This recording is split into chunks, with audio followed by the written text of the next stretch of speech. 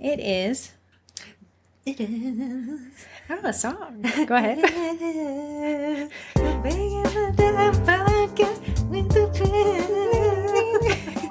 Okay, welcome to the Baking It Down podcast with Sugar Cookie Marketing. That was Corey on vocals. Corey, if somebody was tuning in and still is with us after that horrifying intro, what can they expect on the Baking It Down podcast? Well, I know that when I'm baking, I also like to listen to things and not my children complaining about what's for dinner. Child. Unless you're hiding one from me. My husband. Just kidding. Not just kidding. But what I want to do is, in a podcast, I wanted to be able to grow my business while I'm also baking. A lot of times we have orders we have to make, we have things we got to do, and we can't just be on our computer screens and our phone screens. So we decided to open up your ear canals and get to you there. And each week on a Tuesday, mostly, we bring a topic a week for you to grow your business. And it's usually something that we find that's a hot topic in the Sugar Cookie Marketing group on Facebook, or if Heather's reading a new book like she did last week with Death Cloud. That's what we tend to talk about. But I think this topic this week is going to be relatable to a lot of us. And it's something that me and Heather have struggled with in our own lives too. And we see a lot of people struggling in their lives as well. The cookie downtime was the summer months, but now we're going to the cookie, what do you call it, playoffs or something? Super Bowl? Championship. Something like that. Golfing. Where you guys are going to start seeing that you have a lot of work, which is awesome. That's the goal, to grow your business. But then what's going to suffer there is your work-life balance. And that is our topic for today. Quick breakdown of the podcast structure that we try to adhere to is the topic that we bring up now. Work-life balance. Okay. And then we're going to talk about the Cookie College, a membership plan that Corey and I teach classes in. Then I'd like to cover some text messages we got, but anyone can call or text in. After that, some podcast sponsors. And then group stuff is somewhere in there, floating around. Oh, yeah. Whoopsies. Twitterest sometimes, and maybe a mailbag or two. Sounds about right. So let's dive into it. So when we talk about work-life balance, really that even mean? Never heard of it. But really what we want to consider, and that will be a different answer for everyone. It will. In different stages of their lives, living in different areas with different workloads, and different abilities and different capacities. If I'm a lot more patient than someone, then our work-life balance will be wildly different definitions. So try to keep it broad enough, because we're all different enough, that the idea of work-life balance is the association of your private life and your work life in a synonymous agreement that makes you happy. Mm-hmm. What is a symbiosis? Yes, symbiosis. A symbiosis. So when I think of work-life balance, I think Corey and I have different definitions. Well, I do have a husband and child, and you're this free and fancy butterfly. Just flitting around from computer to computer. So what would be your definition? And then I'll see what my definition would be. Like, just off the cuff. Work-life balance to me is I get my work done and also have just enough time to hear everyone complain about what I made for dinner. But you love, like, Netflix. Oh, I love a good show. If I can watch a little bit of a show right before bed, I'm a happy camper. Aren't you, like, just powering through Frasier? I just finished Frasier. I even had a tear, even though I've seen the the last show one before. is moving. Because they were all crying, and Yeah. I'm crying. Frasier is always a solid bet. And then, so my work-life balance is... What is your work-life balance? Heather likes to go to the gym after work. That sounds like a blast. I sound like a loser. I guess right now my work-life balance is more work than life because I'm working towards some goals. So it's pretty easy for me. I have very little calls to my time outside of work. Yeah, but in the past, Heather has... motorcycles, Heather cars, has always snowboarding. vacated Virginia in the weekends. When she was 5 years ago, you had something planned every single weekend. So people would be like, "Where's Heather?" I don't know, falling out of an airplane this week. Right. I don't know, on some snuggy board on the water this week. But yeah, I'll say that right now I've sold off all my hobbies in an attempt to buy this house. I'm Heather's biggest hobby. Corey and Olive Garden. Work-life balance. But back to what that means to you. So regardless of the fact that I apparently have no life, so Heather's got great balance, man. I do have some ways to protect work-life balance. And Heather has actually done that very well. And apparently I have plenty of time to work on it. with our clients, we've been able to really navigate a work-life balance with them. You know, if they're workaholics, that's not our job to also match their workaholism and meet them when they need something at 9 p.m. at night. Only for the fact that we used to do that. We got miserable. There was no work-life balance. So I felt like when I got off work, I had now another days of homework to do at home. It just never stopped, man. I could not let my computer leave my side. I felt like it needed to always just be with me. I'd like to compliment myself. So Corey and I, in the past 6 months, have really restructured the day job in a way that makes me no longer fear checking my day job work email. Yeah. So right now, I actually use an app called Quiet for Gmail that makes it ping the server on my phone only twice a day, one at 10 a.m. and one again at 3 p.m. And then it silences any work emails. I still like those heart palpitations. Right. But now that we've really tightened the work-life balance and what our expectations of clients are, I was thinking of removing the app, taking off the training wheels, man. Well, I guess that's what it's for. It is a good sign. But what we're going to do is tell you some work-life balance things now that we're discussing ours. Interesting topic. So go off with, we have a list. Okay, number 1, treat yourself like an employee. Mm-hmm. Okay, the way I want to explain that is a lot of us are not treating ourselves like employees. We're treating ourselves like business owners. Yeah. But think of yourself in your off hours when you work an hourly job. Everyone remember back to when you were a waiter or when you were, retail, and your break hit and then your off hours hit. That's it, man. Sorry, manager, if you didn't overschedule, if you didn't get enough people, I'm out. That's what you paid me for. Nate, my husband, is a cop. And when his hours end each week, he is no longer a cop. No, you can't arrest someone from home. Right? So he's able to turn it off. He comes home and is just ready to relax. He is ready to unwind. If someone calls his work phone, he does not answer it. It is not in his work time frame. And it's usually like criminals. A great example is I used to work a government contracting job. The computer was so locked down that to even log in, you had to log in through proxy VPN thing, whatever. But I could not take the computer from that office. But now that the coronavirus has shown that you can work from home, it's a different world. But back when I worked for that government contractor, I couldn't take work home, so it never bothered me. After that last hour with his 5 p.m., okay, well, I got to leave my computer here. So why, now that you bake from home, are you so easily accessed? Because I think we're not acting like employees. I think we put on that business owner mindset and work never stops. If we don't answer them right now, it's going to be a lead lost. The biggest customer we've ever had will slip through our fingers. Right. So it's easy to kind of forget that you are kind of an employee and a boss at the same time. Mm-hmm. But treat yourself like an employee when it comes to off hours. It is so easy to make up the excuse to work just a little more. Yeah. And because you're like, hey, maybe at the end of this workday. But hey, at the end of the day, you can do that all the way until the next morning. You can trick yourself into never stopping the workload. Yeah. But what really suffers is that balance. You start resenting your clients. Work. Yeah. Yeah, you're going to just start kind of having this whole, like I said, with the whole Quiet for Gmail. That was because I had such a bad relationship with my work email. Yeah. So kind of setting these boundaries, retooling our clients, kind of establishing our work-life balance. Now I can say, hey, I won't reply to an email if it does ping after hours, but I don't have to, I know. I texted you last night and you never responded. Work-life balance. Work-life balance. I was balancing. Another one I've been working. This is kind of a newer one. Is this topic number 2? Uh-huh. Okay. Protect your Fridays. Protect your Fridays. Yeah. So I've been batching my week.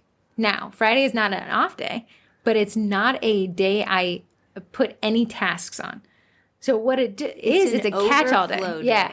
So if you don't have an overflow day, your overflow day will be Saturday. Mm-hmm. So if you work, Monday and then you'll be working on Saturday. Right. So if I make my overflow day Friday, it's still a work day, but it's not scheduled. It's not pre-scheduled, right? Okay. So then I'll say, okay, and then when clients call or have projects due, I'll assign them on a Monday, Tuesday, Wednesday, Thursday schedule. Mm-hmm. And that's my goal, is to get them all done on that day. But odds are life happens. Mm-hmm. And then I have my Friday catch-all day, just to catch anything I kind of fell through the cracks. That way, none of it creeps into Saturday, Sunday. Yeah. And I know if you're saying, I can't just do that. I have to bake all of Friday. That's totally fine. You can move your adminning task Monday through Thursday. Don't try to get out of there. I see the wall you're creating. You can move the adminning task from Monday to Thursday. If you have pickups technically on Saturdays, you send that final reminder on Thursday. Friday, you are baking and making and packaging and getting those ready, and then Saturday is pickup day. So that can work for you even if you're like, no, I have to bake this day. The cookies need to stay fresh. We can shift it. If you say, okay, well, everyone's free to pick up on Saturdays, so I can't, Friday's my baking day, then you can have your Monday be your overflow of the week prior. Actually, that's not a bad idea. If you think Saturday's usually pickup day because most people have the most time off. Sunday can be your recharge day. Monday's the overflow day to answer all the emails you didn't get over the weekend. Or because you're a business owner, take Sundays and Mondays off. That can be your weekend. You're a business owner? Watch this. You can do whatever you want. Go ahead. Whoa. What? Your access has been granted.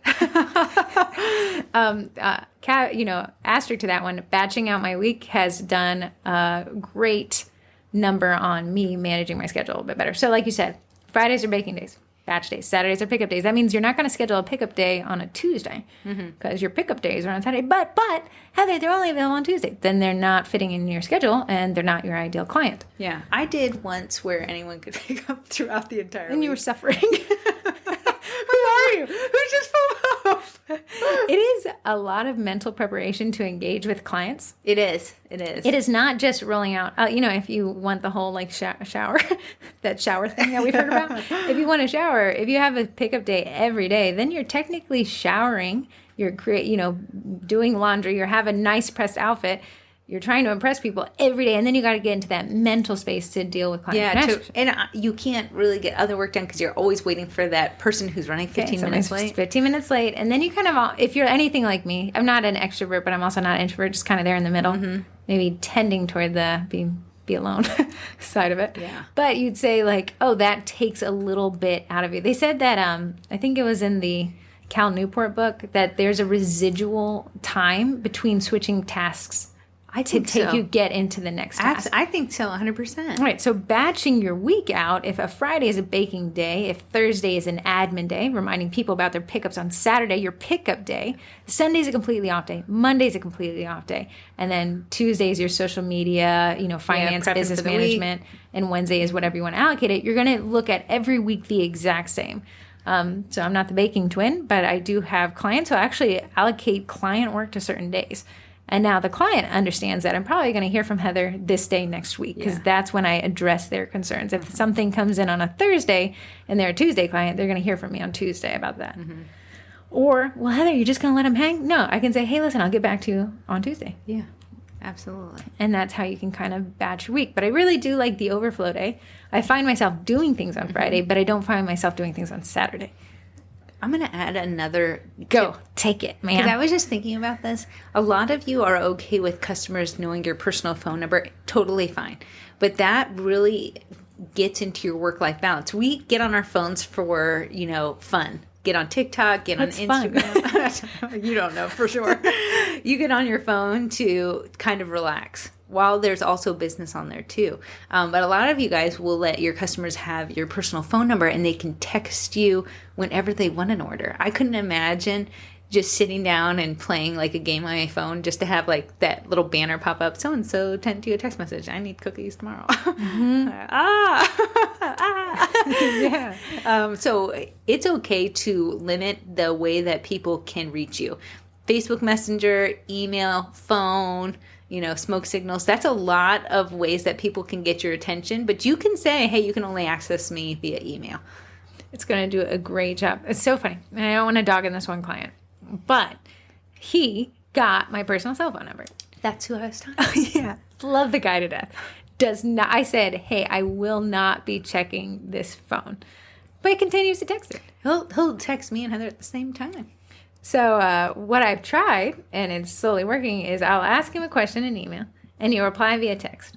And then on his allocated day in email, I'll be like, hey, I haven't heard back from you regarding this. And then I'll get it replied in email. And we're just slowly putting the bumpers up. we're going to work through it. We're going to get it. But yeah, just kind of saying like, and I don't think that lying is appropriate, but maybe a white lie saying like, yeah, don't check that phone. Yeah. You know, let the phone be the fall guy. Yeah. I say like my twin sister's blown on my phone so much I never get any other messages from her. Apparently she's my hobby. Oh, I wanted to say that this question was asked by Barb Barub, and I'm slaughtering her name because I call her Barbecue. When I first saw her name, I was like, dude, do people call you Barbecue? And she's like, no, but it's hilarious. So Barbecue said, she said she was struggling with work-life balance, and I said, like, talk to me. She said, I start early and I just keep going. Oh, I need to do this. I need to do that. I need more dough. Then I run to get the Grandies. Grandkids. Yeah. And then I come back to cookies. Next thing you know, I didn't take anything out for dinner or even pick anything up. I'm all over the place and I don't have an off switch. I told you I'm bad at it. I'm struggle busting. I feel like we should have started. I know. Sorry. Message. I was kind of all over the place. When you asked me what my work-life balance was, it's true. Yeah. Okay, so we talked about treat yourself like an employee. Employees say, hey, man, I'm off. Yeah. Sorry. It's gotta go get the Grandies. You gotta go get the Grandies. Protect your Fridays and batch your weeks. I really like that one. And then next is smartify your work schedule. I think I've said this before. I got these Casa smart plugs. Mm-hmm. I get like a pack of 2 for maybe $15 when Amazon runs a sale. They're like $10 for 2. Nice. But these smart plugs, you just plug them into the wall. Then you plug the thing that was plugged into the wall into the Casa plug. Okay. Which makes every device a smart device. Nice. Yeah, so the Casa plug can turn on and turn off. It can do it scheduled or by app. So in the app, I could go and just turn on your lights for you. Mm-hmm. Neat. And then you can trigger it with a smart device. So you can say, hey, can you turn on my thing? Right? Okay. I'm afraid he's going to hear me and turn me off everything. So when I say smartify your work schedule, this office has a lot of lights in it. I have my Snakes lights. I have 2 lamps. I have a fan running behind me. Yeah. And I have this kind of like ambient stuff. But at, I think, 8:30, the whole place goes dark. Even if you're working? Violently. Just goes like... Startles me. I lose like 2 minutes off the end of my life every night at 8:30. And it's because like, it's one thing to work in nice lighting. It's another thing to work in a cold, dark office with the light of the screen being the only thing. So when that goes off, it's like, oh, go to bed. So I don't have much of an excuse when like the whole room goes dark. It is the ultimate signal programmed by me with time and space and boundaries that this person who's about to work too late needs to go to bed. And she did mention like, I don't have the food ready to go. Mm-hmm. Listen, crock pot, slow cooker. It is, you throw every ingredient in there.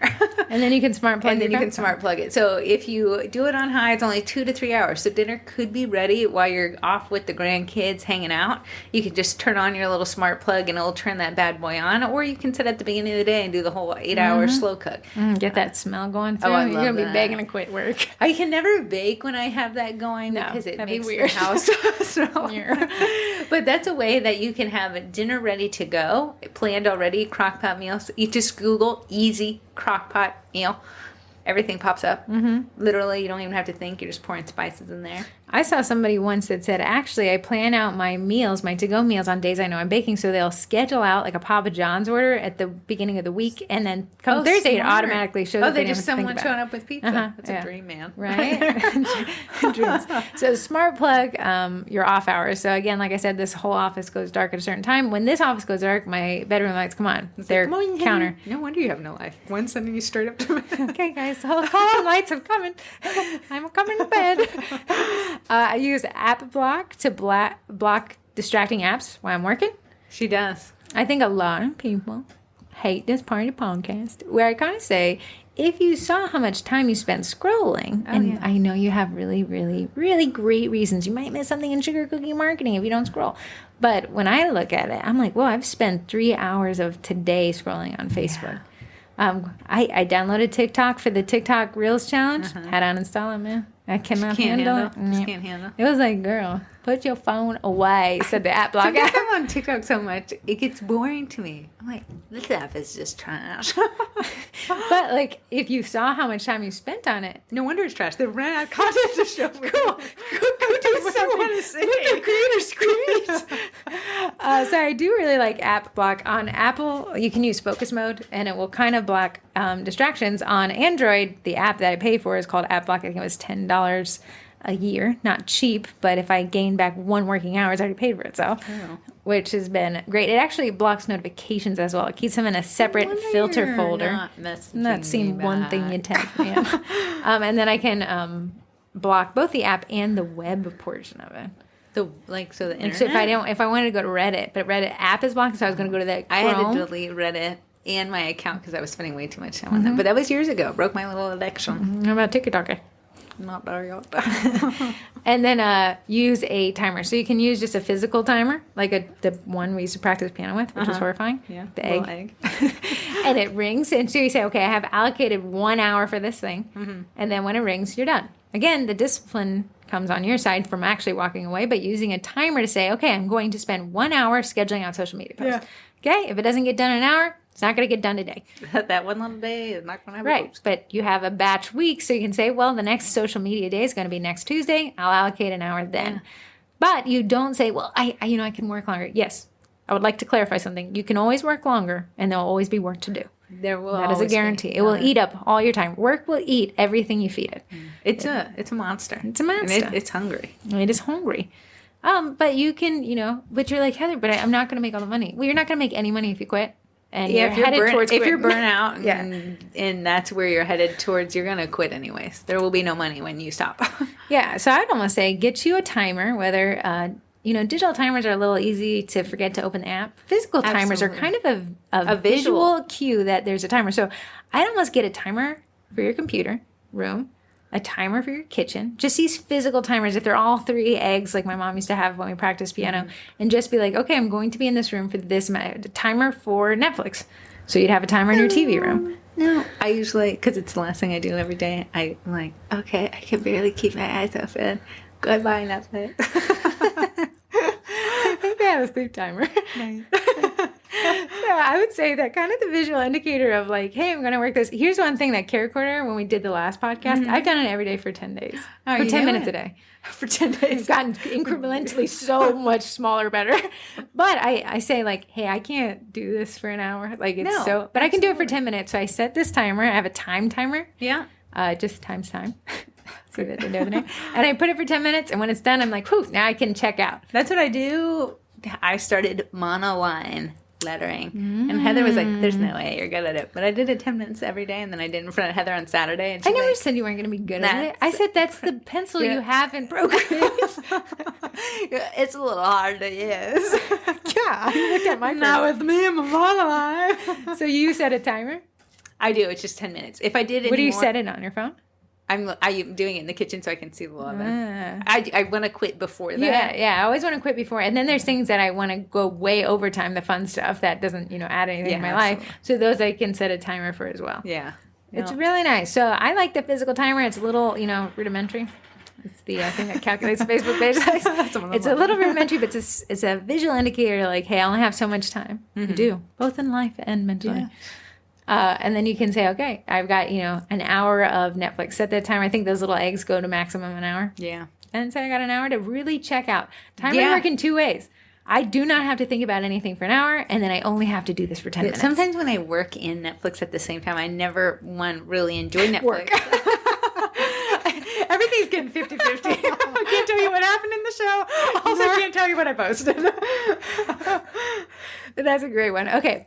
Now, this one I have been reading a book of. Okay. It's called Why We Sleep. So budget for a sleep schedule. Pretend everything else in life is movable, but your sleep schedule. You have to say, sleep or bust. Sleep or bust. The book doesn't tell you how to sleep well, but it convinces you of the horrors of not sleeping. Yeah. And how just sleeping well, thoroughly, and through the night, and enough time truly revolutionizes not only how your body functions, but how your brain functions. Heather, once upon a time, was not a good sleeper. You stayed up. What is this, the Tell Heather show? Heather stayed up late. I would go to bed at 9, and Heather thought it was insane. I think our days were just shifted. Because you woke up at 6, but I woke up at 8. But I went to bed at 12, and you went to bed at 9. Don't try to get out of this little pickle. You stayed up so late. I'd be like, what are you doing away? I would go to the grocery store at 11:30. Not a soul. Me and the packing guy. Even imagine. I'd honestly, I'd go right back to that schedule. Why? Because nobody's at the grocery store. It is a pleasure It is a pleasure. You don't like getting more wrinkles standing in the long line when someone's like, I need help at the checkout? No, okay, I went to Target yesterday at peak Target time. Peak Target time? It was stressful. So they have the self-checkout, which is now so long there's a piping us through the clothing section. We stand in line on these circles. And because we're so far, because there's a whole walkway that people need to walk into the store between us and checkout. People started like, that stress. So this man comes in, he's got just an icebreaker tin. Oh, dude, it's a mint. Behind him is people checking out for their weekly groceries. And it's me with I got a perfume or something, a candle. And I'm like, oh my goodness, I feel anxiety. Like I should let him cut. But he only has a tin. But he didn't stand in line. However, there's 50 people behind me. You would be letting him cut in front of the 50 people. It's the ethical. Did you let him go? Fortunately, he looks over my shoulder and asks the person behind me, are you in line? And she was like, yeah. And then he puts the tin away and walks out the door. He made his own ethical decision. His time was more valuable than the tin. Because if you let him cut in front tin of versus you. time. If you let him cut in front of you, you've made a decision for the 50 people behind you. And that's what this anxiety. So again, 11:30 Target's different than 5 p.m. Target. I almost like the struggle of going with everyone at Target, because if I get something, I'm like, I got something they didn't get. I looked at an aisle and I see 2 buns, and I think it's their aisle now. You saw me? I saw you with apples. Your peaches. Sorry, I don't know. Yeah, but I said budgeting for a sleep schedule, really fighting tooth and nail to say like, hey man, you can't touch the next 8 hours. And yes, I said 8 hours. And I know people in podcast land want to fight me on this 8 hours, but you listen to Why We Sleep. I work well off of 6. The man in the Why We Sleep book, who has a PhD and 30 years of experience in the field of sleep science, said if they took the average number of people who can function with less than 8 hours and rounded it to the nearest whole number, the number would be 0. That's how few people can function with less than 8 hours. I need a strict 8. Yeah, he says your cognitive abilities do deteriorate whether you recognize it or not. And if you guys want to fight him, you can. It's called Why We Sleep. You're getting a weird phone call. Oh, it's that CDC asking about my child's vaccination. Sorry, CDC, I do not have children. I have no work-life balance either. If you like to weigh in. But yeah, really budgeting for sleep and then fighting for it. Now you say, well, I have kids. Okay, I don't have kids. Clearly, the CDC doesn't know. What would you do to help your kids stay away from your sleep budget? I put my kid has even more of a sleep budget than I do. So he goes to bed between 8 and 8:30. I go to bed between 9 and 9:30. So he's already clearing bed, and then I can start doing my unwindy, cleaning up, getting ready for my own sleep schedule. And then when you both wake up at the same time? Yeah, unfortunately, I'm like shaking him awake. Time for school. Too much sleep budget. But yeah, I think if you, hey guys, like you don't have to sleep 8 hours if you don't want to. At the end of the day, you're your own boss, and you're the one with the dry red shot eyes. Yeah. But if you wanted to try this. Challenge you with this. Add 30 minutes to your current sleep budget. Just try it. Try it for 1 week. What's the worst that can happen? You feel refreshed. But I think if people sub more, I think you'll see you're generally overall happier. Your cognitive ability to process information is smoother. The crazy thing in the book, it's actually one of the most horrifying ways to ever die. It's called fatal familial insomnia. So it's hereditary. But just one day, you just won't be able to go to bed. I can't. Sometimes when I cannot sleep, it's the worst. Right. I get bored in my awakeness. Absolutely. TikTok only has so much content. I know. But this disease, fatal familial insomnia, they say is one of the worst ways to die because it takes so many months, but you have to be able to sleep to live. And when you can't sleep, you actually cease to live. So, yeah, that's how important sleep is that without it, Sorry for the Debbie Downer. You're just so happy topic. Okay, now this one I really like. I think Jessica Genzel's actually covering it again in a Facebook Live covering for Halloween. Reverse calendaring. Guys, if you're a baker and you're a procrastinator, this one's for y'all. Yeah, I'd say if the word procrastinator is on your t-shirt or in your head right now, you could probably help with these work-life balance strategies because probably procrastinating and then ending up with a whole batch of work in a single day is going to definitely throw off that work-life balance. Yeah. Because then you're going to work too long, your sleep is going to be too little, and then you're going to pay for that the next couple of days. Yeah. Because he said it's not, the sleep guy was like, you can't just make it up in one day. Like you've got to reset the whole thing, and it takes a whole week to break out of one bad sleep time. Yeah, a little batch. Yeah, so Corey had some things, even though she's staring at me blankly right now. She said, batch make your dough. I like to have my dough ready to go. You can freeze dough. That's what's awesome about it. You can freeze it, some people say 5 to 6 months. But you also batch make it with your Bosch. My Bosch mixer. My Bosch mixer makes 3 batches of dough per batch of make. So I have 3 ready to go. So I usually, when I batch make, do 6 total batches of dough. Put that in the freezer, and then I pull it out as I have to go. So that's one thing I don't even have to think about. It's off. I have now less work to do because I'm not making batch for every single You're bulk batching, and then you're bulk freezing. Yes. Does it take up all the room in the freezer? Absolutely. But do I not like eating leftovers myself? Yes. You have save icing for future layers is what it's written here? If you work with royal icing, you can actually save any leftover icing. So I just did a bunch of red apples for back to school cookies. I had a little bit of icing left over. I keep that. You can keep it in the fridge, but you can keep it for months and months in the freezer. So the next time I have to make red, I can just bring that out, let it come to room temperature. Sometimes you have to remix and rebag, not a big deal. But I'm not making a whole batch of royal icing and mixing. Like, it can be already done for me by just saving this time and the energy. Since all colors start off as white icing, could you just batch like a bunch of white and then add colors as needed? You 1,000% can. Very nice. Planning your week ahead of time. Now, this is a big one for me. I sit down on a Sunday. You could do it on a Monday. Mm-hmm. You know, it's whatever your schedule kind of looks like. If Monday is your like day to yourself because you are working on Saturdays, there you go. Again, you're the boss, so your week is whatever you want it to be. Mm-hmm. But you can sit down and plan your week, which when I plan my week, I assign tasks to the batch days that we talked about earlier. Mm-hmm. So I go through and like, oh, that client sent me an email. I'll assign this to Wednesday, which is that client's day. Yeah. And then I'll fill up my Monday, because again, I'm doing this on Sunday. So I'll fill up my Monday through Thursday, protecting my Friday just for any overages that I have throughout the week. Then when I finish the week, odds are I got to everything. If it didn't get done by Friday, it was probably meant to be done the next week anyways. Probably meant. Because I now only do pickups on Saturday, it's helped me prepare for my week. So Monday I get the cookie cutters out that I need for the week. Nice. So I am not going around trying to find them. And I've spent the last couple of weeks dividing my cookie cutters in categories. Very nice. To really save me even more time. So I'm almost done with that part. But Mondays, I get all the cookie cutters I need for the week, and they get to come up to the kitchen. They take a little field trip. It's your time, boys. You get a comment and play.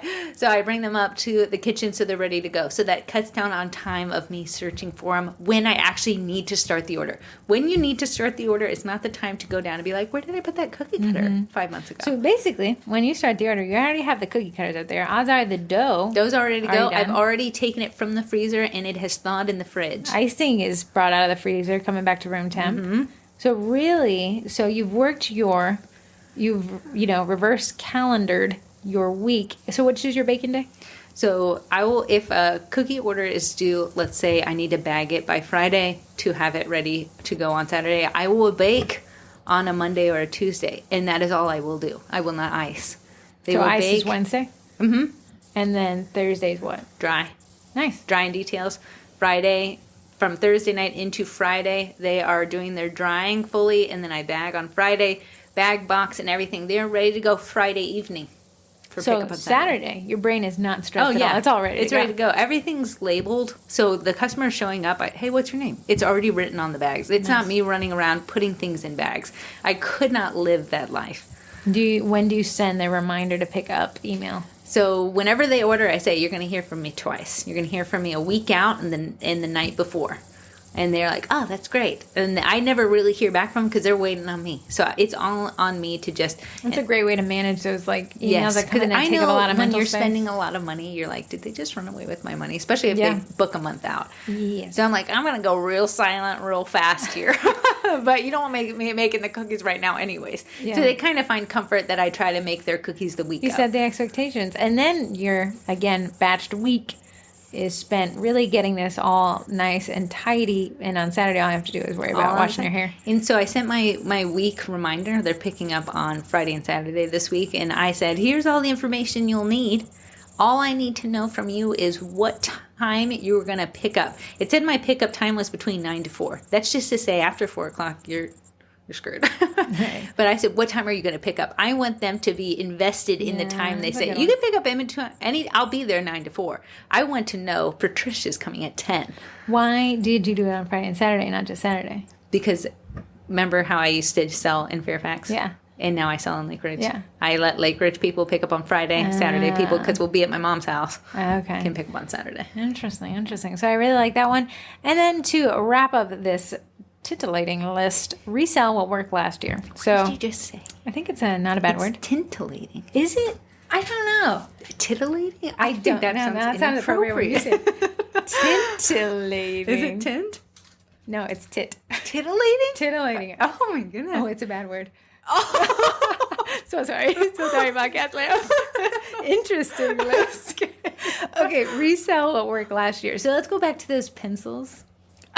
The people love these 8-inch pencils, but when they were like, I'm finally gonna make them, they're like, why are they that big? Okay, yeah, there was these like correct sized pencil cookies. Yes, How long they're were they? 8 inches. 8 inches, and they were skinny. They're skinny. They're the size of an actual pencil. So Right, if you very put them skinny, next to a very pencil- breakable. Very breakable. But Corey, baked, bagged, photographed, and shopped them around last year, and people loved them. Mm-hmm.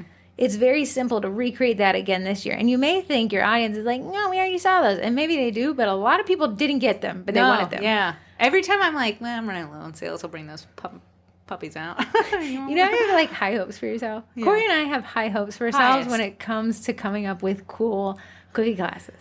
However, when push comes to shove and it becomes the cookie class month, we find ourselves just pulling out the same thing we did last year. But Did so well, it usually sells out. does. So even though you think, well, that's going to exhaust my audience, we can only see 10 buns. There's only 10 people who are exhausted, and me and Heather are too.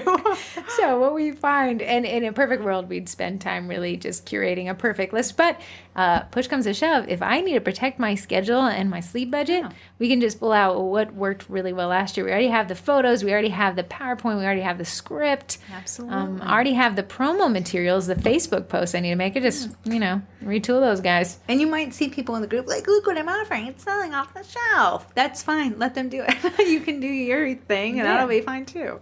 And again, if you have more time, because I guarantee if you implement these 5 steps, you're going to find that each week you have just a little bit more time. A little bit more time. than you thought you had. That you don't have to fill with work. you that can fill it with whatever you want. Netflix. Netflix, work, Googling words to see if they're inappropriate or not for the podcast. I need a little bit more time for that. So that is really what takes us through that work-life balance. Now again, if you say, girls, you're wrong, your body and your brain will tell you what is correct and incorrect for your lifestyle. Again, everyone's work-life balance is a bit different. A lot of us are at different stages in our lives. The CDC thinks I have a kid. I don't. Corey does. Her phone should be ringing, but mine is. But you can kind of say what fits for you may not fit for other people. Mm-hmm. So definitely keep an eyebrow raised when you see something and you find yourself, somebody make a post, I sold out of everything. I did the brownies or the bronies. Bronuts. Bronuts. The ponies. The bronuts are super cool. But if you didn't have the time to source materials and photograph and think, it may not be the best offering for your schedule. Yeah, I mean, I hats off to you Bronut people, but I have not invested in a bro. Not pan. Right. And that doesn't make Corey any less of a baker. It just says she's like, I don't have the time for it right now. And as much as you'd like to offer it, maybe it's right-click, save the image as, and remember it for next year when you have enough time because your work-life balance is really evened out quite a bit. Mm-hmm.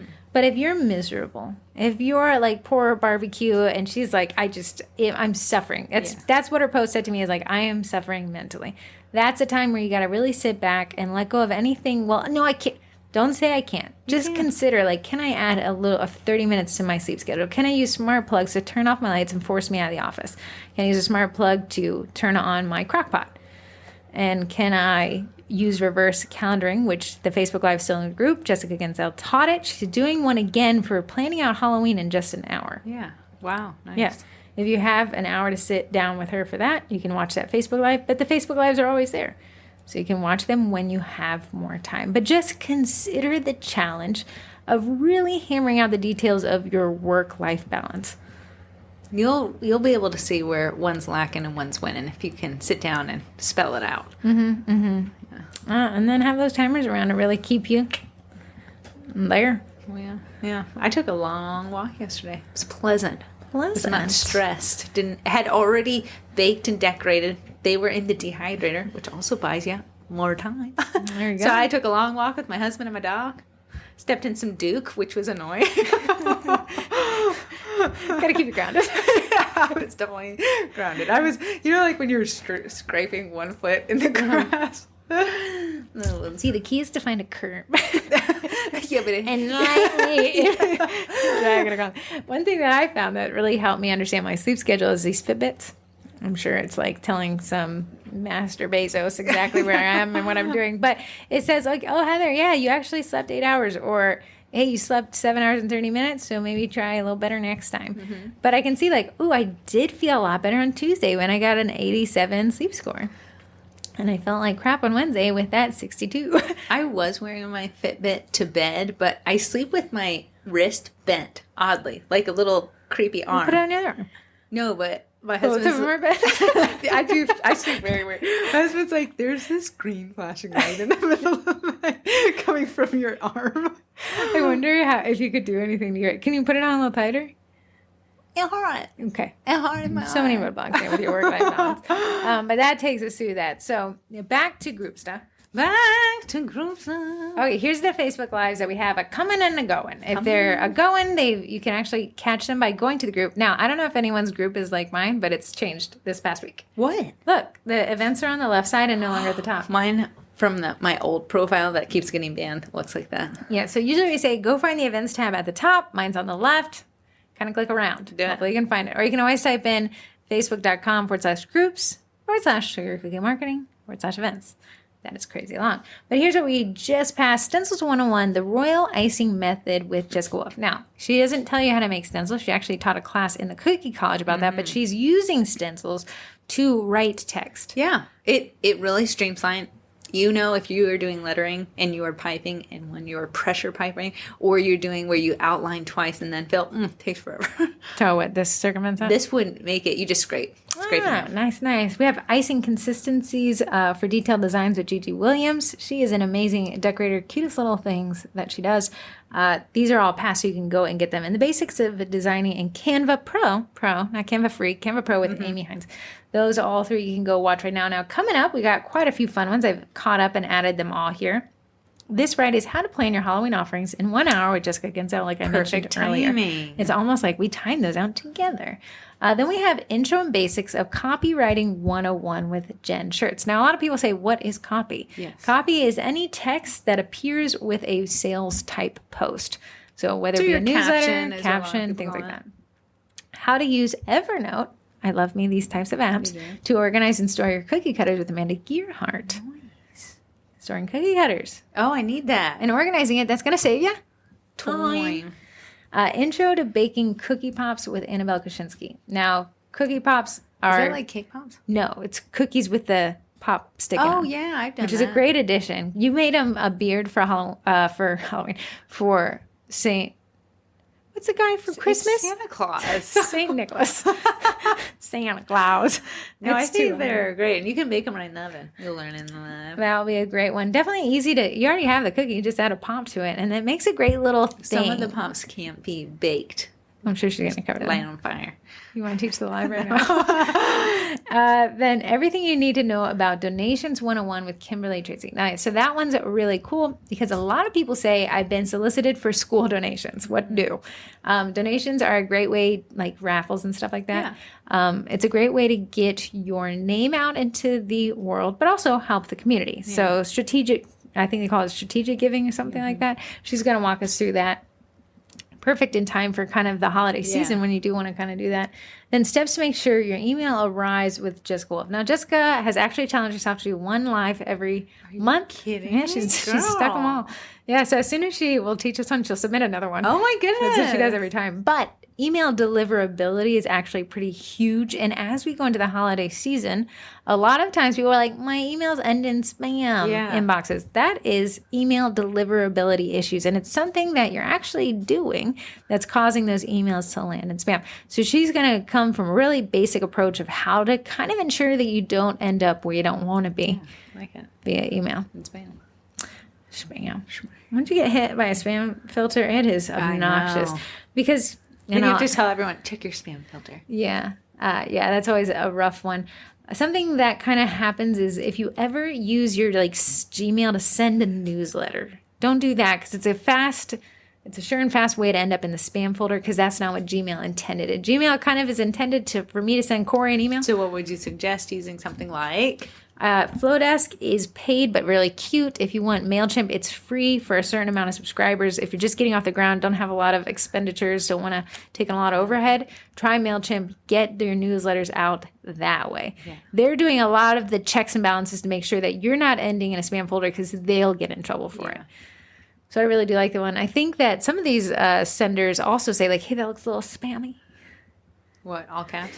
It'll be really your subject line is too long. Your subject line has too many sales, things like that to kind of keep you on the straight and narrow to make sure that email lands where you want it. Because you can send 30,000 emails a year, and I'll be like, wow, that's impressive. But if nobody opened a single one, then you kind of wasted your time. Can I tell you this random story of when I just got in the car? I feel like you seem distracted. Go ahead. I got in the car and I said, you know what? The weather's so nice here. I'm just going to drive with a little bit of the window crack. So I felt like my hair was a tussling. I thought it was tendrils. The wind was grabbing those tendrils little doing wisps. tendril things. And I was like, oh, my hair is a wisping in the wind. And then I'm driving wearing these big old glasses and I do see a little bit of green in between my eyes. Interesting. Where kind of your eyes have figured out how to block. I cannot truly focus. It's so close. Okay. And I said, oh my God. It was moving down creepy light. Oh no. Spider. No. Spider coming down Burn my the car. face. Crashed the vehicle. I saw middle of the road. Or you did 95.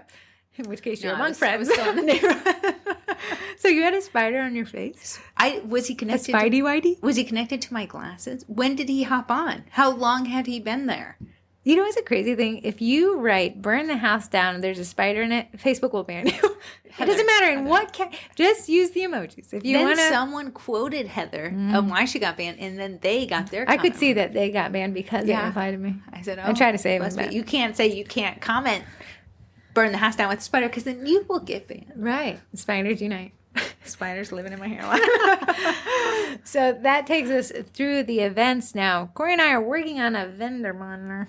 I'll have more information on that eventually. When my work-life balance balances itself. Well, you're working till 8:30, so I'll get to it. If you're interested in the vendor planner, give us a recap of what we did last year. It was the first vendor planner. Okay, vendor planner, we made a secret group. Everyone could request to join, but no one could enter until midnight Friday, the 24th. Black Friday, no, Black 25th. Friday. Was it the 25th? The 24th is always Thanksgiving, right? Yeah, wasn't it midnight that night? Friday. It's always on a Friday. This one happens to be the 25th, so I have no idea what last year was. So 25th, we let everyone in at the same exact moment. The vendors were already a part of the group. And what they could do is Heather made a post at the top and it told you exactly what the discounts were.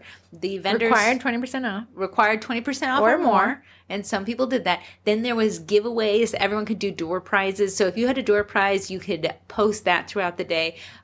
Every vendor could post twice, 2 posts highlighting what they were selling. And they could go live once. So and they were the only people who could post. So you could comment if you were a shopper. But there was no requirement for shoppers to join. Just encouraged, hey, if you find something you want. But the group only is alive for 24 hours. What me and Heather did not know, because we never shut a group down, was we could not boot everyone. To shut the group down, no one could be in the group. So me and Heather, at night, it took till 2 in the morning, we're just trying to remove people slowly. I ended up hiring a virtual assistant. We had to went to somebody. bed. You just checked out, man. I said, my fingers are hurting. And you just left. You didn't even say, I'm stopping. I felt like my silence was telling you that. Then we shut the group down. We deleted all the posts. We shut the group down, and it was like it never existed. It was just a fun little shopping day the day after Thanksgiving. So, day after Turkey Day, if you're interested, You can email me, hello@sugarcookiemarketing.com. But I'm working on a little bit more polished package than last year. Last year I just didn't think anyone would sign up, and they all did, which is so fun. So fun. So we'll see if people do it this year. If not, we'll scrap the whole day and pretend we never talked about it. But so going back to the Cookie College, it is a membership plan that Corey and I have worked on for over a year. No, I'm sorry, just about a year. It'll be its birthday is on August 31st. August, but we worked on it a long time before then too. Right, so it feels like it's been 5 now, actually. But the Cookie College is at this point just over 80 different classes covering different aspects of online marketing, product reviews, digital downloads, and all such the other. And it shows no sign of stopping. Last week, we actually covered Flowdesk Checkout, which is a new feature from that email center I just mentioned, Flowdesk, and workflow exit actions, which sounds complicated, but I actually covered that in the Cookie College. Nice. You said workout and workflow. Sorry, apparently my hobby is working out. I can't get it off my mind. We know what I was going to do after the podcast. But this week drops that course I just mentioned from Jessica Wolf, How to Create Stencils with a Cricut. Oh, nice. So you need to get it going. Cricut is in a box. Give me some. I know. She said she would even FaceTime me and coach me through it. That's so nice. No, teach it for you. And then next week, I'm teaching people how to use a Munbin printer. A Munbin. The Munbin. I thought that was... that company is very please do not return this at all. Why? I don't know. On Amazon, I kind of thought it was more bigger company, but it's please don't return this. If you want to return this, please message us first. Don't tell Amazon on it. Oh, because they don't want to get Yeah. But I thought they were pretty cool. So if you don't know what a Munbin is, it is a thermal printer. So a printer that doesn't use ink. It uses thermal heat. Yeah. So you can't print in color. No. But you use their stickers. It's actually intended for you to create shipping labels real fast. Yeah. You can completely integrate it with ShipStation. But what we're using it for is to create labels for cookie packaging. Yeah, so something custom, thank you for your order, or Heather had a bunch of hearts on one. Right, and we're going to build that. I'm going to show people how to use it. I think I'll use Canva to show you how to do it, but I also want to do it in Microsoft Word. Nice. Give people a couple options, and then take it to print with the Munbin, which I did it. That was really impressive. That's really cool to see the thing queue up. Was it user-friendly? I can see why people get a little frustrated. Really? Uh-huh. But once it's dialed in, it's dialed in. Okay. But the dialing in, that is the hard part. So that is the Cookie College. If you're interested in signing up for the Cookie College, you can check it out at thecookiecollege.com. What you get with the Cookie College is, again, those courses that we talked about, but you also get a private Facebook group with people who are really dialed in to helping each other. The amount of freebies that other members post that we actually don't provide is astonishing. And then Corey has her freebie post. Do you want to explain that? Freebie posts are posts that I make using all my props, all my photography, all my cookies, and I give you, you can either recreate a DIY kit, so I spent all the money, I took all the time making it, and all you have to do is shop it around to your customers. If they sign up, hey, great, now here's the links, you can recreate it yourself. Other times I am creating engaging content, so things that I know will probably perform well with your audience because they perform well with mine, memes that I come up with when I'm Netflixing. I'm working. 50-50, guys. And those things are also part of the 50. So that is a part of the freebie. And then we have this private group, which you get to dive in a little bit more. We have it's almost like a college roommate situation, and everyone calls each other roomies in there. So what am I, the dean? Roomie. You're the dean. We don't like you. What are you? I'm the cool RA. Nobody liked ours.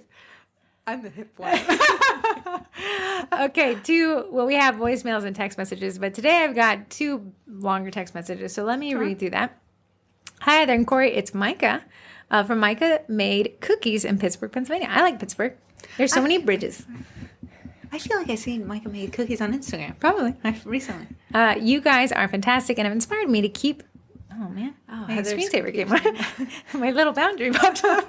Keep persevering to turn this side hobby into a full-time gig. I'm not there yet, but listening to your podcast, it's really helped me set boundaries with clients, set expectations of myself.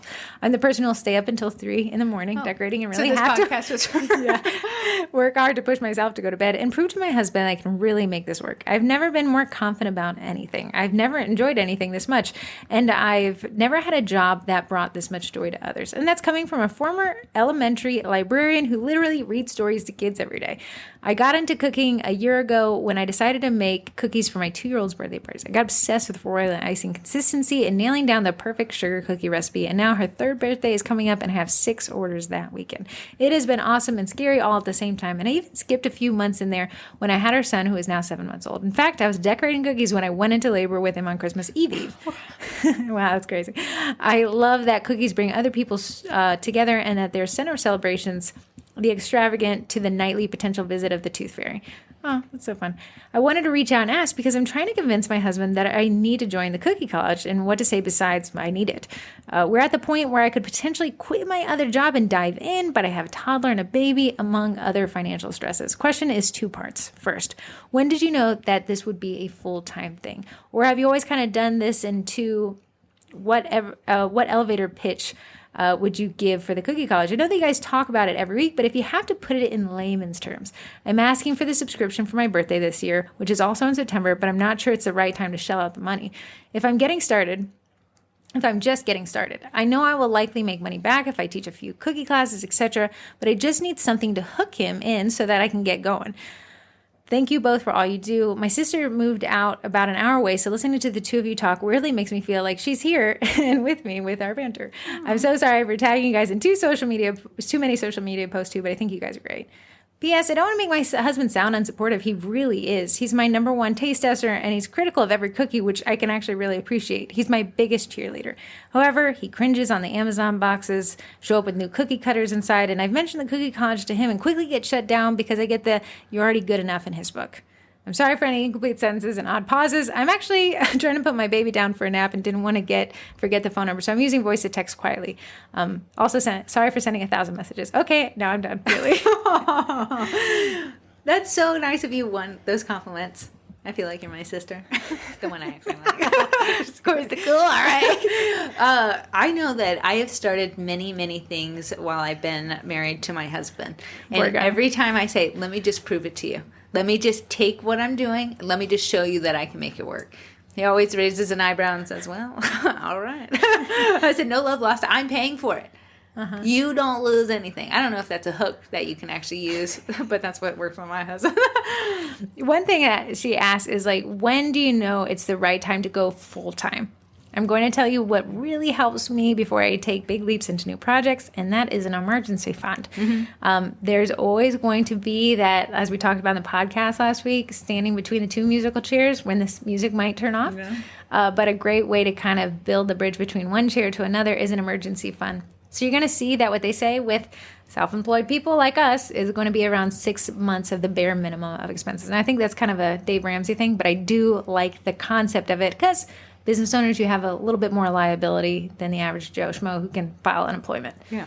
So what I say is like when you're ready to take the plunge, make sure that you guys have like a nice, comfy emergency fund. Mm-hmm. I know that the job market's kind of crazy, but you can always get another job. Corey and I will always look like, if this doesn't work, I'll see you at Target. I'll work at Target. Target's always got our back. And there's all these great like jobs that you can get. So I like to talk about this guy I met. His name was the guy that made the cleaning business that made millions? Gosh darn it. It starts with an R. Yes, it does. Oh my goodness. Anyways, he said, Heather, I said, like, do like same question. Like, how do you know when you what if it doesn't work? He said, 7-Eleven's always hiring. He said, I keep that in the back of my mind. 7-Eleven is always hiring. I'll never be on the street. 7-Eleven is hiring. Yeah. So I always thought that it was, his name is so close to my brain right now. I cannot. So that is a great. Now the second question is sales pitch for the cookie college. I wouldn't want to encourage anybody to go join the cookie college unless they were 100% sure it was going to really fit their budget right now, is going to fit their needs and wants. So something I can always share to the main group is the list of courses. Liz just posted that one you pinned. That whole post you pinned of she is someone who has been in the cookie college, who has implemented everything, and she has posted exactly what the cookie college has done for her as far as revenue, as far as added menu items and things like that. Just read that to him. When I read it, I said, wow, that is a powerful message that she typed, and it was unprovoked. I didn't even have to pay her. Thanks, Liz.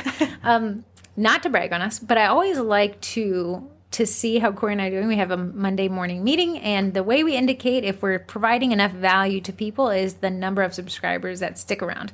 So we're at 530 and change. And of that 530 and change, over 100 people are actually yearly subscribers. That means they joined the Cookie College monthly and they saw, they liked, and they stuck for an entire 12 months with us. What a gamble. I know, right? But a great thing to do is just kind of go through the course list and read it out to your husband and say, like, hey, a lot of what we offer in the Cookie College is more geared towards managing business and time, really streamlining those. Like at the end of the day, Corey does teach a few how to like decorate things, but a majority of these is like how to make money decorating these things, how to scale it, how to teach cookie class. Like you said, that's an easy one to kind of print money, I guess you could say. But like to really kind of streamline your business life, let automation do a lot of the heavy lifting for you. Get on Nextdoor to generate more leads without having to lift too many fingers. Using Gmail filters to keep your inbox clean. Using Gmail scheduling to kind of really streamline. So what we find that people who join the Cookie College experience is more time and more money. But they're also paying us. So there is that caveat that the work can only work if you do. So, Corey, what would be your Cookie College elevator pitch? Cookie College? I just already did. I said, husband, take a gamble on me. I'm paying it myself. No, she's not. They have mixed finances. I know. I'm trying to think. What's yours? I would say, give me 1 month to show you the classes I plan to take and the difference they'll make in my business. Here's my average sale per month currently. Let me take this 1 month to see if I can increase that in the following month. If I can, do you trust me that this is a good investment? Wow, way to throw it back into his play. Do you trust me? I can show you the world. I'm raising your kids. Do you trust me to do that? How would you sell it? I already told you. I say you actually stole mine, you old weirdo. I said, let me take a Gamby and do it for 1 month. I'll show you. Yeah, you can join the Cookie College. We have some promotions for the yearly coming up, but it's a great time now to join monthly. See if you like it. What we have some people do, they're like, I can only be here for 1 month. They'll sign up today. They'll cancel their subscription to the day they sign up, but that means they get the 30 days with no threat of rebilling. Yeah. So that's a great way to do that. If you're interested in the Cookie College, it is at $68 a month. Plus your husband's trust, apparently. A little bit. But there's so many courses to take. Now, 80 courses, there's no way you'll be able to do that and still be happy in your work-life balance. But what we say is find a goal, whether that be teaching cookie classes or whether that be really getting a dial in social media. Photography. Photography would be a great one. Here's where I started. Here's where I am. Yeah, you could really actually show him the photos start to end. Yeah. And then you can kind of prove it that way. But I think it's a great question. I think that, obviously if you have 6 orders from the first 1 year you started, she started when the kid was 2, now he's 3. She's 3 and now she has 6 orders that weekend. You're doing something right. Yeah. As long as you can manage those orders, you could start really, kind of increasing that sales volume. And the way you're going to do that, since you're still one person, is by streamlining your workflow. Yeah. Simple designs. Honestly, you can get those puppies out. Freeze your dough. And then one thing I really like that Corey offers is those freebie photos, which means you can pre-sale an item without ever having to spend any money. Versus if you didn't have those freebie photos, you'd have to go buy the cutters. Oh, you don't like the Amazon boxes, but my husband's so used to it. Like Corey's Amazon guy, be sad. Yeah, save your Amazon guy. And then you can shop around that. Then you can say, hey, hun, I pre-sold these Target apples. I sold 10 of them, and I haven't even actually bought anything yet. Go get the Target apples so they're hard to come by. And see if then he can jump in on that. I have another text. Hi, twins. This is Mallory from Alabama. Before we get started, you're both my favorite. I have a cottage bakery. Started my business in January. I'm in a very small rural town. Think 1 red light. There are 2 other cottage bakers in the area, and they both have been operating much longer, so they already have large established client bases. I know it's going to take me longer to build that up, and I'm okay with it. I make cakes and sugar cookies. My sugar cookies are unique because they're buttercream instead of royal icing, but I still struggle with getting orders. I'm following the advice you guys give with posting consistently, staging photos to be more appealing, nice packaging, and attempting, because I'm not the best, good copy. My most recent example is back to school cookies. I posted a pre-order 4 weeks out from back to school. I got 2 whole orders. One of those I even did ahead of the pre-order deadline because this client's kids started earlier and from a different county. Fast forward to yesterday, and I see people interacting with another baker's page for back to school cookies that were posted last minute for pickup the next day. They sold out. I offered a set of 3 cookies for $12, boxed nicely, and in a window box. They're adorable. This business offered 1 cookie for $4. I'll add that one of the businesses posted a Pinterest photo with a disclaimer that their cookies will look similar to this. I'm not sure it's possible that maybe 1 cookie was more appealing than 3. Do I just keep trudging along with pre-orders and promoting them the best I can, or do I switch tactics? I know my following is small, and I'm sure that plays a huge role in it, but I'm not sure what else I can do to get my name out there. I participated in donations for schools for fundraisers, and I've even dropped off extras at local businesses to help promote. My month is super packed with orders, but I also work as a nurse, so I'm not free all the time, and I'm typically available for the time most orders are needed on the weekends, though. Thanks for any insight you have. I love the podcast and all the resources y'all offer. What I do I just moved to a new area. So what I did to get my name out there is I got in a group. I said, who would like free cookies, but I need a good review from you. Not typically normal, but I got so many people that tried my cookies when they've never tried them before. So what is 1 mini cookie out of my pocket? Nothing. Right. Great reviews. Got a great review. But guess who recommends me in all the groups now? These people. What it's doing is getting my cookies in their hands, giving me a bigger audience that I don't necessarily have to spend money to market to. And what they're doing is remembering me when they're needing cookies as they come up. The other 2 bakers with big followings and a big customer base, they will be booked up. It's just how it happens. They only have 2 hands just like you do. So when they book up, who are they going to go to? So getting your name out into the community by if it's a free mini cookie, hey, just come by and stop, get it. Hey, I'm doing a pre-sale. Here's 1 for free to enter. Just comment something you love about your local school, something like that. Those are great ways. I'll also say that there's some merit to what they did by posting last minute. A lot of people wait until the last minute to make moves, because if you're anything like all of us, you wait until the last minute. You're like, oh my goodness, I forgot I got kids. I got something for school. So something that they did capitalize on there is the last minute thing. Now, could you do that? Could you make an entire business model on last minute cookies? You actually could. Anytime I do a pre-sale, I always make 3 extra of whatever it is. Those 3 are because I know someone's going to forget about their kid. Yeah, if you're still building up your audience, that might not be a terrible way to kind of not poach, that sounds so aggressive. That sounds aggressive. Steal. I started mine being the last minute baker you could reach out to. Hey, they're booked out, but hey, I can. I have a Corey and I did it for Halloween that was 2 years ago. It was crazy. But what we did is we were able to be the last minute bakers because we'd actually already made them ahead of time. Okay, you run the risk, but what if nobody buys them? I know. Then you can actually do what Corey did and say, here's some free stuff. See if you can get them out that way. And then as you build your client base, again, you're competing with 2 people who sounds like they do a really great job. Not to detract from them, but we got to play on their field. We can't play a different field. If you're posting 4 weeks out, awesome. Are you posting 3 weeks out, 2 weeks out? Can you afford to post 1 week out, 1 day out? If you kind of schedule your, weeks ahead of time, perhaps you could do that and get some, pre-make them and sell them to those last minute people. That would be me. And if Corey doesn't sell them, I know she's giving away to the neighbors and saying, could you remember me when you guys want to place an order? And it really does work, and kind of hedge your bets. And then you can always do the giveaways, the raffles, or the discount flash sales if they don't sell. So once you start building up more of your client base, and you can start kind of distancing yourself in the last minute sales if that isn't fitting your schedule. I mean, a full-time nurse, you got obviously crazy hours. So what you can do is kind of do that. I'll say, personal opinion, the last thing you want to move is discount your price. Now, I didn't know she didn't discount her price, but she said, what if I offer 1 cookie? If that resonates with your audience, I think a lot of people like that single cookie for back to school for some reason.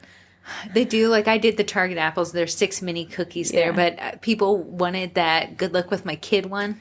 Yeah, that one did really well. So you can kind of test the audience. Now, I think when we get towards these larger holidays, people aren't going to be wanting to do so much of a single cookie as more as a set. Gift set, yeah. Yeah, because you kind of want to be like, hey, I want to buy something for you, but I don't want to get you.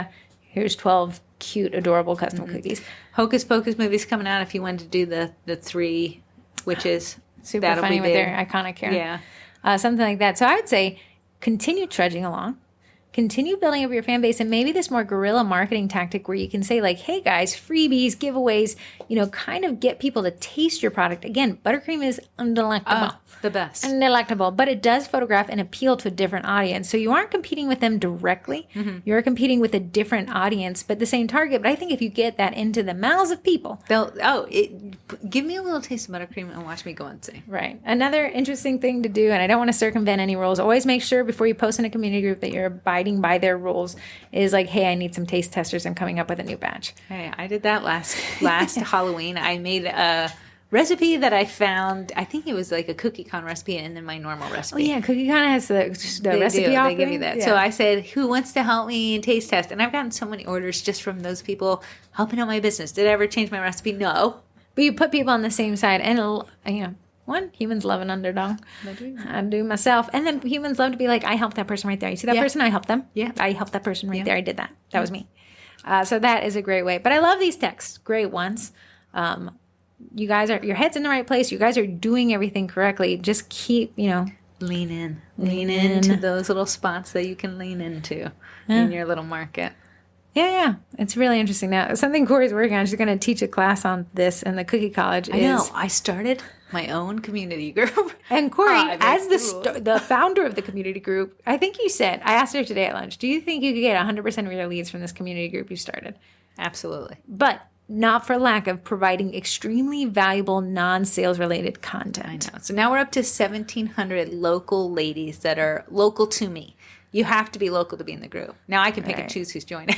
So keep in mind, remember what we always says, like keep your target audience pretty tight knit, and then you'll be able to sell a lot more effectively. By Corey keeping it so tight knit, very hyper local. She's like keeping one zip code. If you come to Northern Virginia, the zip codes are really tiny. Yeah. But she can really regulate. And at the end of the day, she only has 2 hands. So you can only take so many orders. Right. But now people are calling me the cookie lady, tagging me in other groups that's not my little community group. Before you go start a community group, you got to understand that she's producing one local about town video a week. One at the beginning was 3 a week. And that really helped. So I think you went to, what's that place that you like? A bundt cake place? Oh, I went to Nothing Bundt Cakes. Delicious. Yeah. Can you give me one? Bring it. I don't know. When? Soon? Whenever. All we the time? go every Saturday. I just like to know. There's one in my fridge. I almost was like, let's stop on the way back from lunch. Just say it. It's hard to get into the bundt cake in Springfield. It's in a weird lot. The lady who owns the Springfield one owns the one by my house. Tell her, bless her soul. And guess what? I have a punch card. If you can go to both. Yeah. Okay. And then what else did you do? You went to the many farmers markets. Went to the farmers market, showcased the farmers market Went to local restaurant. Local restaurants. Every Saturday I let people sell their wares on Saturday, but that's good because I want to invest back into the community. So it's been great for me to connect with the people that are my neighbors. And they found a lot Corey of money featured a local business, but I went with her, and then I needed to buy a gift for somebody, so I bought something, but then we filmed that business. And then that business donated a gift card to celebrate our 1,000 members. It was right. So you can kind of see how it kind of creates, again, rule with an iron fist. Stick to your rules. Keep everything tight and local. But you're going to teach a class on that at Cookie College? I know. I almost don't want to give my little ways away. I can tell you a little. You'll have to because I said it on the podcast. Okay, let's go to sponsors. So I'm going to start with Cast Iron, castiron.me. It's not a .com. I think if you go to the .com, you're going to end up a place with pans. But Cast Iron is a great way to get your website up and running with very, very little effort. In fact, I think they'll still do it for you. Yeah.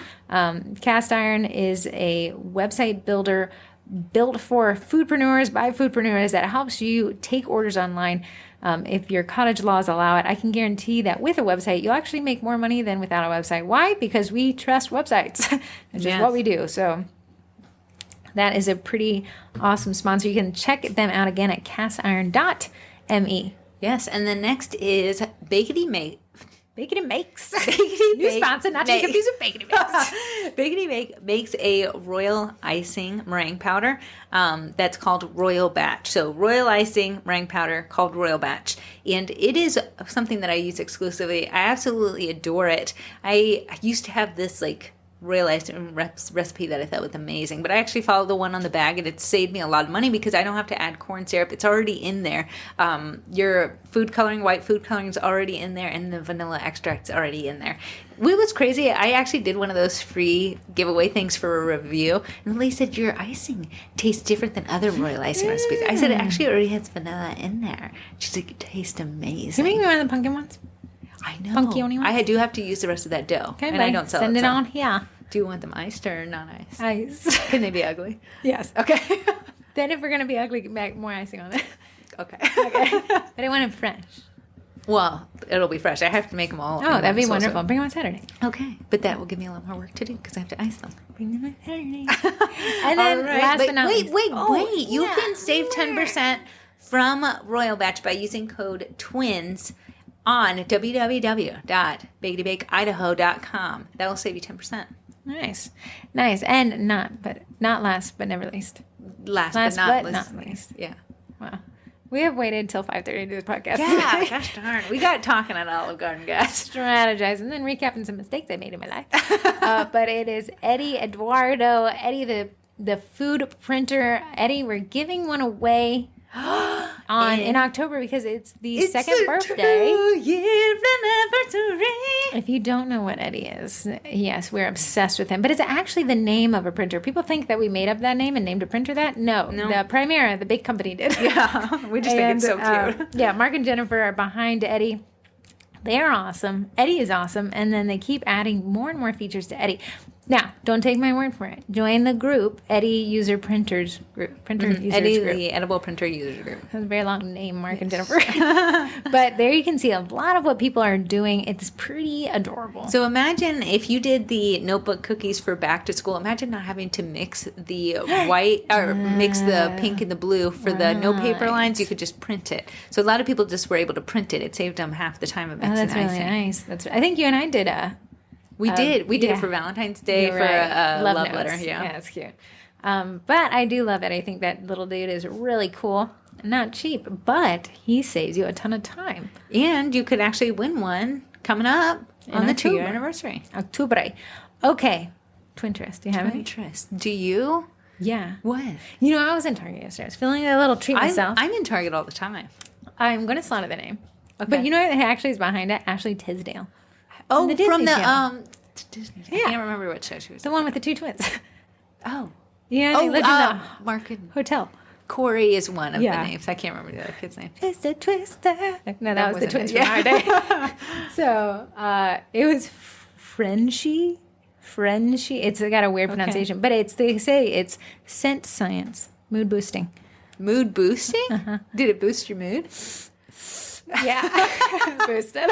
I thought it was really nice. They have I want to say like a deodorant stick applicator for lotion. No way. Yeah, I mean, so could like- you overly put it on yourself? Well, no, I just Are you deodoranted supposed my to put leg. it like on your wrist so it like gets into your bloodstream faster? That no, it's not a bloodstream thing. It's just a sniff scent test? thing. Yeah. Okay. So they had a candle, a roll-on perfume oil, body mist spray, and then this balmy stick that I didn't know what I was doing with it. Nice. I thought the scent was real freshy. Fresh eye. Yeah, but you can only get it at Target. Okay, my Twinterest is I love freshly cut flowers in my living room area. It just makes me happy to come down and see them. But you don't want to buy them every 2 days because they pass away. So what you do, and I saw this on TikTok. Put an Advil in the water. Is it? I don't know. That's No. what I've seen once. Really? You grind up one of the headache pills. Oh.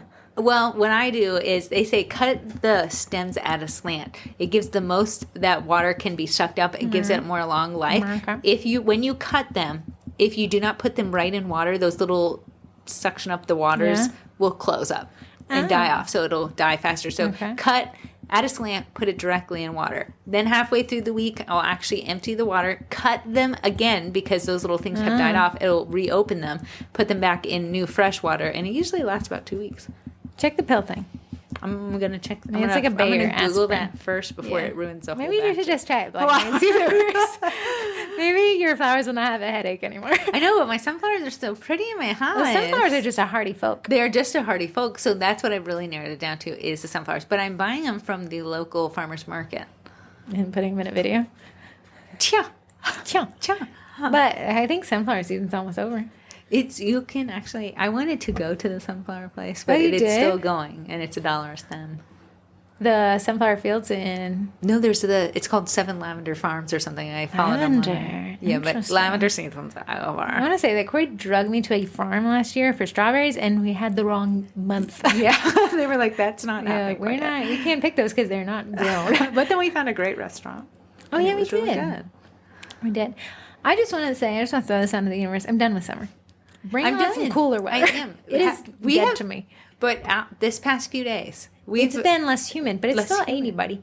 But the other day, it was 70-something. I know. It was a pleasant little lie. It was. It was. But I am ready. I think people, I can see them in Target. They're looking for Christmas cards. Listen, I got pumpkins popping up everywhere in my house. Target had a whole pumpkin aisle of candles. Pumpkin candle aisle? Yeah. Like, it was like the shape of a pumpkin? End. No, smells. Yeah, they do. Like a whole it's autumn new. thing. They just put that out there. Yeah. I think the world is ready for us to switch the season. Hey, I love it. Love it. Yeah, I saw you and the abomination that was Bath and Body Works. Although my flowers are doing so good, that potato plant has taken over my entire potato plant deck. It's called a potato plant. You're growing a tater?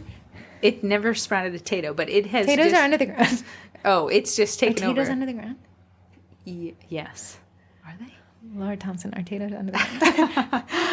Okay, I think that you didn't go through mailbag. I'm not seeing a mailbag. But I think that wraps us up. Do you have any closing comments? Comments and statements? Guys, we want you to be happy in this industry. That's why work-life balance is so important. I'm going to say Corey and I did such a bad job of it a couple of years ago. That's how we know. That's how we know what good looks like. There's hope. And I got to say that trial by fire, Corey and I kind of, at one point, we had 19 day job clients. All of them thought they were number one. All of them. So I was thinking the other day about that. At 19, which was our total peak, long before COVID even thought of hitting. Mm-hmm. If one of them emailed every day, it would be almost my entire month. But they were emailing so many times. They were. And we were answering so fast because we thought fast was quality. Trained them to be nightmares. Yeah. And what we did is then when we said, no, we're going to adhere to our business boundaries, they were angry. And they had every right to be because we were always Johnny on the spot. We replied too fast. We enabled scope creep. We never charged for it. They were happy until they weren't, and we were not happy at all. So that's how we really learned that it's so much more valuable than we were. Take our word for it. You don't need to go there. I've seen it. Yeah, it's hell on earth. But you guys got this. We'll see you again next week. You're going to do a jingle? Doing a jingle.